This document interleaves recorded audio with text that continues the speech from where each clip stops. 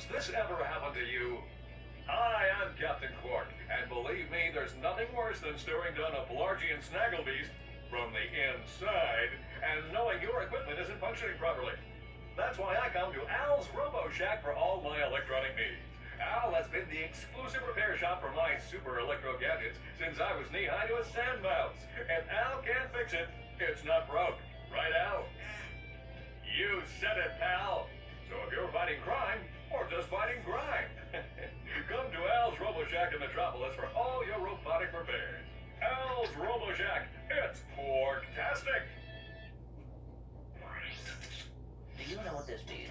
Yeah, Captain Qwark is really sold out. No, it means Captain Qwark is on Metropolis. We could tell him about this invasion. If we had a ship.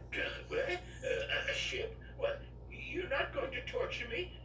Well, as planetary chairman, I could arrange for you to borrow our courier ship. Cool. You can count on us, sir.